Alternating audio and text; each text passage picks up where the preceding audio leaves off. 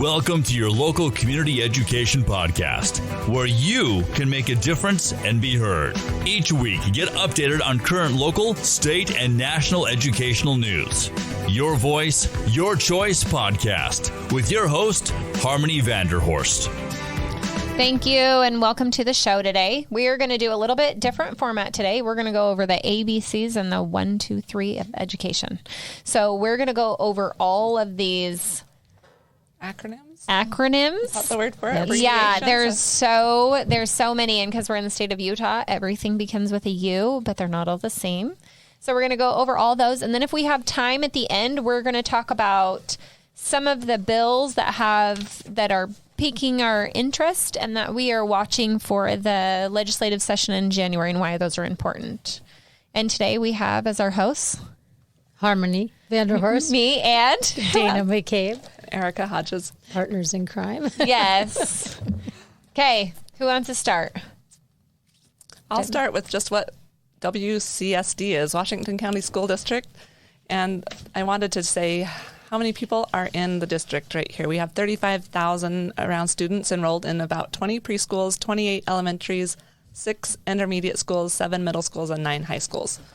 And we are actually one of the biggest districts in the state, correct? Yep. And we are growing by leaps and bounds. I know every school grew a ton this year. So when you hear WCSD, that is Washington County School District. Big responsibility for the board with that many schools and students. Yes. Yep, and a lot of times they'll talk about LEAs when they're talking about programs or rules. They'll say their local LEA, right? Well, local education agency. So they're just talking about your school board or your principals or your teachers. So this is just like a general term that they use. It's not really like a voted on, appointed. It's not a committee. It's not a committee. No, it's just a term in all of the state codes or anything that the Utah State School Board makes rules. They'll say LEAs. So okay, a generic term. I actually wondered that because when you watch the state school board meetings, they talk about the LEAs a lot. And I was like, okay, what agency is that? I don't know who is on that one. Talking about the local education people. Okay, good. That's good. The next one we have is the UPU. So what the UPU is, the Utah Parents United. And this group, actually, we talk about this a lot on our show. They're not quite a year old. It was started by a group of 9 moms up north. And it's a grassroots campaign. And what I would say, their philosophy is, or I guess the thing that drives them, is trying to give parents their rights back and that they should have the number one say for their child, especially in education.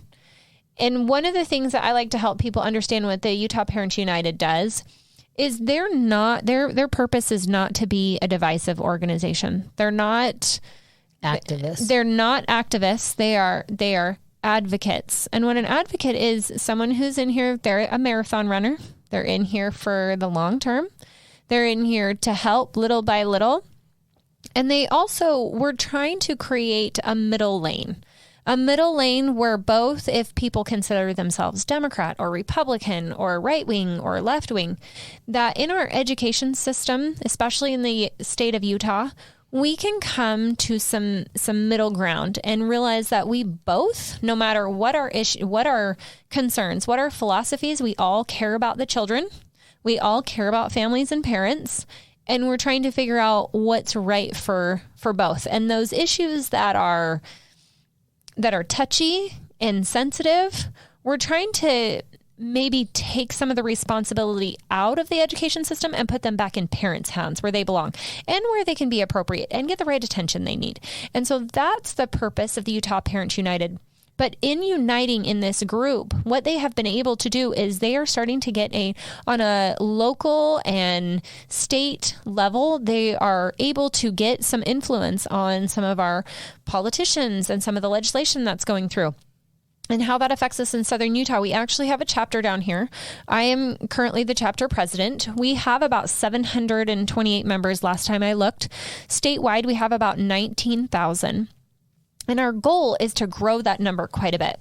And what happens when we get a bigger number we can unite on issues, and we can get a hold and do these calls to actions, and we can get a hold of our representatives, and we can say, hey, this group, we're part of this group, and this bill benefits us because it gives us our parental choices back. It doesn't change the system. We can keep the system great, but we can also help make sure that our own child and their school and our school system and our school community gets the recognition and the autonomy that we need. And so I would definitely encourage you, if you have not signed up for Utah Parents United, please get on their website, sign up for them. The other thing they use is they use an app called the Mobilize app. And we haven't used it a ton. We are starting to learn the benefits of that. But once you sign up for that, we can send out text messages. You can find out meetings. You can find out calls to action. We try not to abuse that. We try to only do things once, maybe twice a month, so that you're not getting overwhelmed with text messages. There's a lot going on. Yes.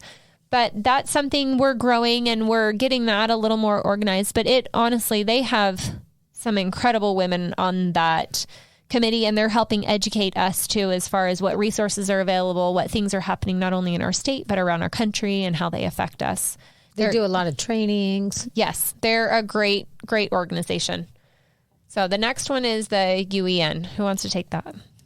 I'll do it. It's just the Utah Education Network, and this is what our schools use for their online sources for research papers, and they're part of the Utah Education and Telehealth Network, which connects all the school districts, and they're just from their website, it's schools and higher education.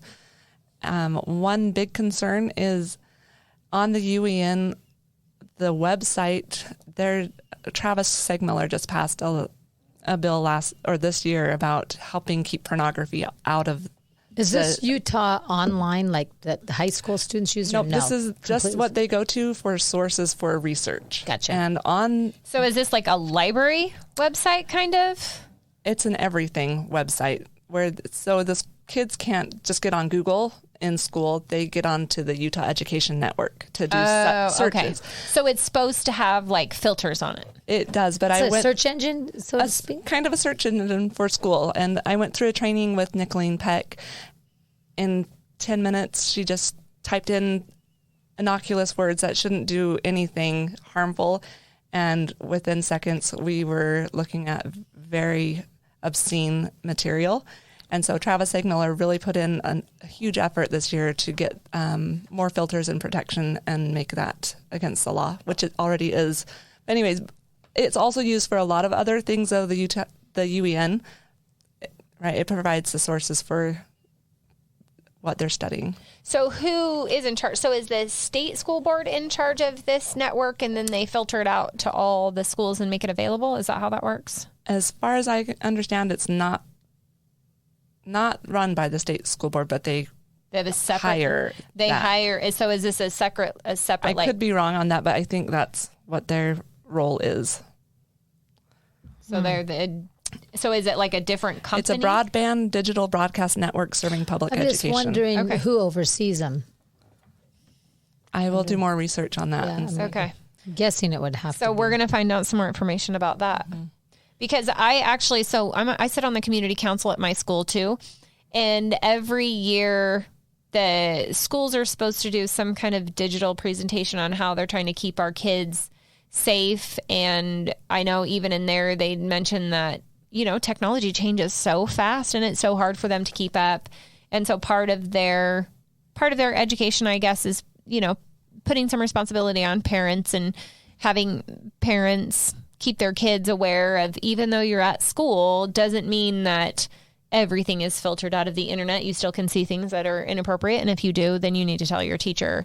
And so just making parents aware too, that these filters aren't perfect and they don't kind of like the books in the library. Yeah, they don't keep everything out. So if you send your kids to school and think, oh, this is a completely safe environment and they're just going to be not exposed to anything that I wouldn't expose my children to at my own home, that's not true. And they use this at home, my son, for homework. This is they do.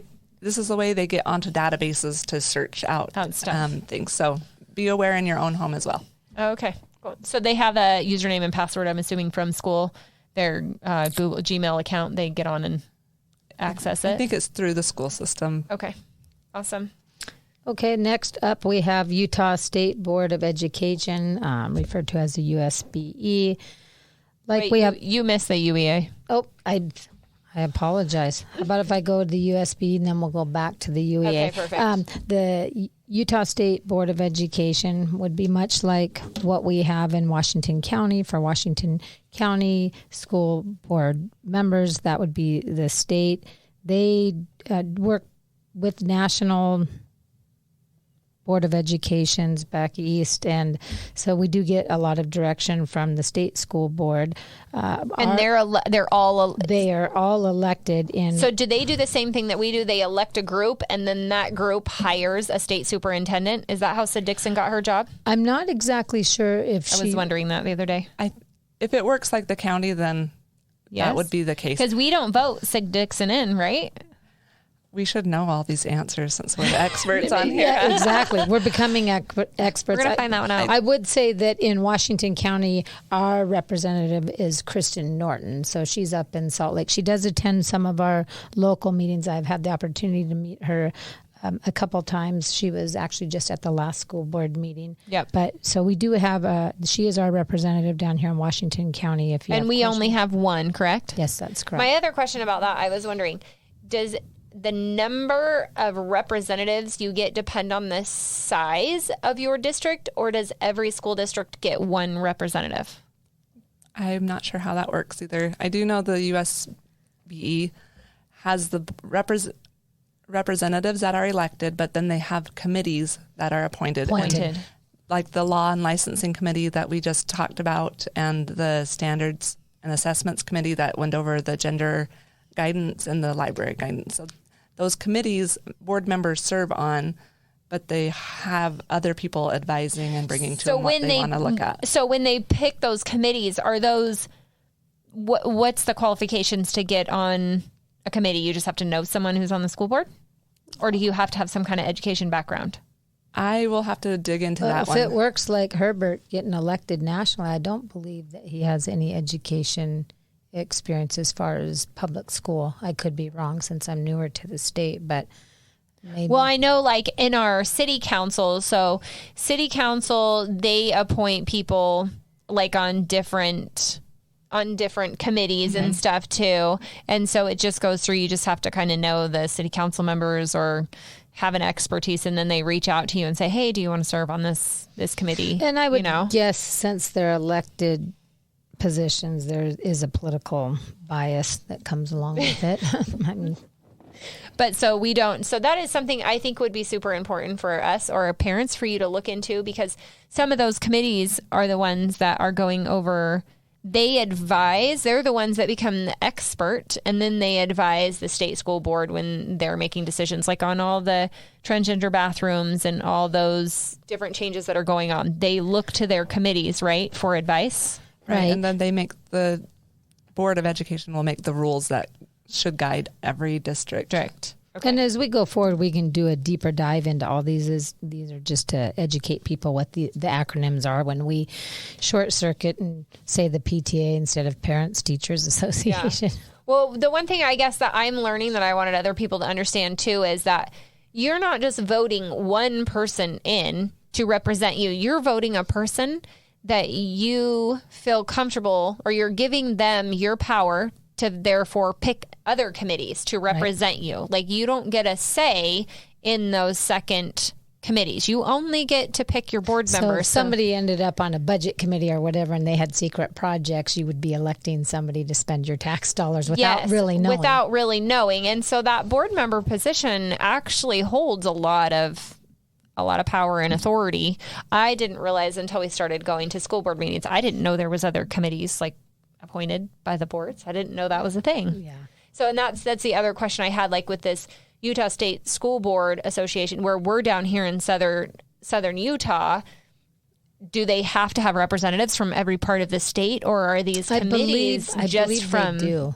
I believe they do. Are you talking about the Board of Education that we elect, or the associations, the ones that are appointed? So does like Kristen Norton, does she get to pick someone from Southern Utah to be on the association? Well, she's USBE, the Utah State Board of Education. She wouldn't be the USBA. I think that Or these committees? Does she get School Board Association? I believe that's their members come from throughout the state. Like I believe Becky Dunn has some role with the USBA.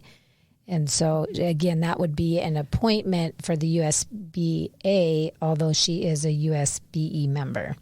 If that makes sense. So she's a Washington County School Board member. Becky is a local member. So yes, but I believe she sits on, that's why she was reporting back for the committee for the USBA. So she has some association. We have representation from Washington County at the Utah State School Board Association. She's the liaison, and I believe she does have a title on a committee there. I'm not sure exactly what that is. How I like to look at it is the USBA is the club that all the local school boards belong to, and they can go and share ideas back and forth with each other and say what is an important issue, and then the USBA can go and lobby the USBE, the Board of Education. Okay. So that makes sense. That's a good way to look at it. Okay. Go ahead, Dana. You want to take the Okay, the next thing we have is the National Education Association, aka the NEA. They're one of the largest labor unions in all of America. They have over 3.2 million members. They represent teachers, retired educators, professionals within education. They have a lot of power. They raise a ton of money. They're lobbyists. I was going to say, so what does their money go towards? Yeah, lobbyists. They're a union, so all the teachers can, and they pay money. It's a due. They can pay a due to belong to that. And our Utah equivalent is the UEA, which is our Utah Teachers Union. But UPU, so Utah Parents United, is actually starting something where teachers can belong to that. That's not tied into the UEA. And so they have representation, and it's not politically charged. Which is really good because the NEA is definitely a partisan group. They have affiliates in more than 14,000 communities. Their mission is to advance justice, and they add in their excellence in public education. Just to give you an idea of what the NEA does, I'll just read you one of the headlines on one of their news articles. How the radical right encourage attacks on educators and smears public schools. So they have become a political group. They advocate for CRT. They advocate for SEL, for lack of a better term, leftist policies. They go after right-wing donors, media, parents. So this NEA, is it very big in Utah then? Or they're trying to... So we have an affiliate. Our teachers here belong to the UEA. And the UEA belongs is to an affiliate. NEA. Okay. Which that's how they get their tentacles into the 14,000 Same idea communities. that we've had with the USBA belonging to the NSBA. But down here in southern Utah, the teachers union isn't quite as big as it is up north. And you correct? don't have to belong. I don't think in Utah that you have to belong to a union. It's an option. Yeah. But we do have an affiliate. They do have an affiliate here in Utah. But they are very political, just as much as the NSBA has proved, which is the National School Board Association. We all know about the letter that was written. But both groups, even though there's some federal grant money that goes there, they're basically a political arm to push agendas. This is where the Castle, CRT, everything is getting pushed through these organizations. It's through the NEA. The NEA, and they have huge corporate donors. They're there for interest for corporations. Now, if you don't know what a lobbyist is, so what a lobbyist is they're basically a professional persuader, right? Yes. Is that how you would That's a good idea. describe them? So technically, Washington County's school district is supposed to have a lobbyist that's assigned to them too when they want things passed or they need help with legislation. We're supposed that should be you. Yeah, I should. I should be For us. I should be a lobbyist. No, and I really didn't realize how important a lobbyist is until this whole face mask issue came about. And it's usually always like everything tied to money. It is. It's tied to money. And you know how, I don't know, each lobbyist, they have, just like a lawyer, they have a price tag depending on their experience and what they've done and what they've passed. But in theory, you would think when I got into it, when I was finding out like how much we pay some of these lobbyists to go, and what they do is they speak before the representatives in the House and the Senate, and they try to persuade representatives to vote for certain things. In a nutshell, I'm sure they do a lot more than that. But in my mind, I was thinking from what I understood politically, I was like, but wait, don't the representatives just go to the people? Like, we voted for them. Why do we have to pay? Why do we have to pay a lobbyist? What's that about? The representative should go there to the state, like our local representatives should be the ones who are the lobbyists for our area. Yeah, but it's not. Yeah, and I don't know exactly the history of how that has evolved into having a lobbyist, but a lobbyist is a really big deal, and depending on who your lobbyist is and how good they are, it definitely influence. Yep, it's a huge influence on how you get bills passed and how legislation comes down. So that is it's a really important factor, lobbyists. Yeah, so when you have 3.2 million members, that NEA has some serious persuasion power, and they tend to align with a political ideology. But they have their tentacles into everything. I recommend some of these national organizations and even the states, but the NSBA, the NEA, it's not hard to figure out. You just Google them, go to their web page. They'll tell you what they stand for. And do your homework. Look, don't just take our word for it. Like, look these agencies up. Look what their mission statements are. Look at the things that they have passed, what they're passing in other states. You can spend 5 minutes and you'll get a pretty good idea. And you can do a couple clicks to see who the affiliates are, who the corporate sponsors are, what is the NEA going to give in return for these donations for these corporations. It can be quite a web, as much, like everything is on the internet. But if you just go to their page, you can look at their affiliates. You'll see 3.2 million members. When they send out an email or something, that's like a call to action to push agendas. So yeah, take a look at it, and you look and see if you think they're partisan or if they deserve the federal grant money that they get, because there is a lot or of if money. you're a teacher, if they deserve your union dues. Yeah, for sure. Okay, our next one is PTA and PTO. So the PTA is Parent Teacher Association, and the PTO is Parent Teacher Organization. And we're not going to go into the huge or like really deep into these, but basically the PTA is a national organization. That is what most schools down here in Washington County are. They have PTAs. There's a few with PTOs. If your school and there are pros and cons. There's pros and cons to both. PTOs, it comes down to money and how they function. The PTOs require more parents to be involved and to give more committed time, because they get to keep all of their funds.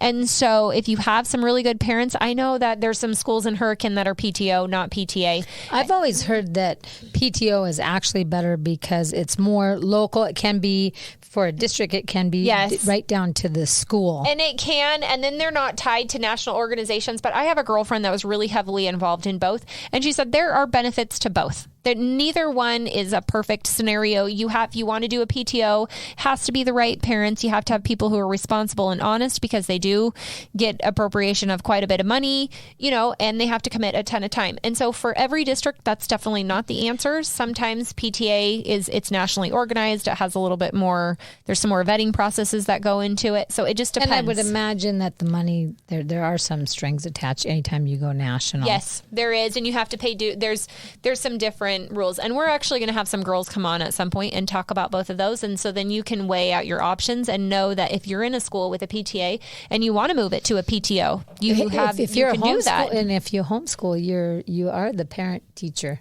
Yes, you are. You totally are. A lot of power. And then we have the PCC, Parent Teacher Council. Is that what that is? Yeah, which is kind of a Shorter term, it basically operates much like a PTO. And what is the community council thing that you said? Oh, the community council. So every school actually has a community council. I knew about it, but I didn't know the significance. So the schools actually get SITLA money, and then they get some other grant money. And so they have to have parents and teachers on these committees. You get to hear what they're spending their funds per on. school? Per school. Every school, at least in Washington County school districts, they all have community councils. Yes. And so they get to help decide what these funds are for and give their input. They also get to know what's going on in the schools, if there's some issues or needs. So that's another great place for parents to get involved in the local school. We are out of time for today. So have a great Christmas vacation. Remember to like and subscribe. And study your ABCs. Study your ABCs. So when they talk and about know your 1, 2, 3s. Yes. Have a Merry Christmas. Happy New Year. You've been listening to Your Voice, Your Choice podcast with Harmony Vanderhorst. Like and follow our Facebook page, subscribe with your favorite podcast platform, and most importantly, share this with your friends. Till next time, this has been Your Voice, Your Choice podcast with Harmony Vanderhorst. This has been a production from a podcast studio.